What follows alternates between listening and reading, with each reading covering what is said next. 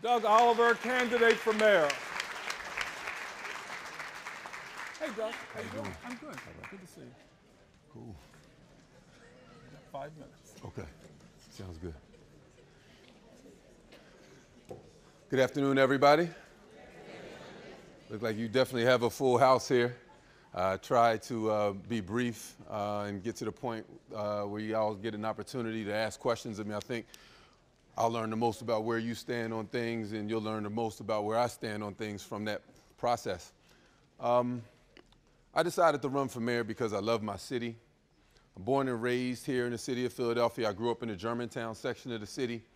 And yeah, G-Town, my part of town. And between the 1st and 8th grade, I attended 5 or 6 different schools. I started at Greenfield Elementary. Schools went on strike. I ended up High Street Christian Academy and then Cedar Grove Christian Academy. Didn't know how to behave myself. Ended up at Pickett Middle School, where I realized I do know how to behave myself. And spent some time there. Left there, ended up at Hill Freeman. And then my mom got me, had heard about Milton Hershey School, and I got accepted into Milton Hershey School. And so I say this jokingly, but I'm dead serious about it. I escaped Philadelphia to get an education, and I think something's dead wrong with that. The whole idea that your education should be left to chance is a problem, which is why even the term lottery is problematic, because education is one of the most basic rights that we have and one of the most important things to living a life of self-sufficiency. I know full well that my life would be completely different if not for the education that I received. And so I went to Milton Hershey School. I finished school. I went to Lock Haven University, a small school in the middle of nowhere. If anybody saw Interstate 80 and you drive too fast, you probably pass it. Then I came back, went to LaSalle University for a master's in communication, and I got my MBA from St. Joseph's.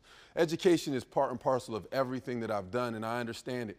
Oddly enough, when I went to college, I went to be a secondary ed math major. That's what I wanted to do because the biggest influencer in my life at that time was my government teacher and my basketball coach. And I just wanted to do what he did because I understood his impact.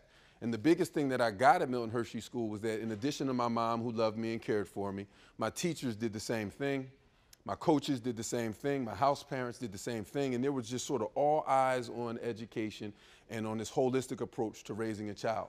And I think that's one of the things that we're going to have to find a way to do in Philadelphia. When we look at schools, whether charter schools or public schools, the ones that are functioning and functioning well have strong teachers and principals.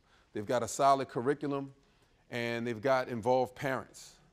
And those are the elements that made me successful as a child and certainly led me to a life where I could kind of make my own choices. And this is what I'll fight for as mayor to do in the city of Philadelphia.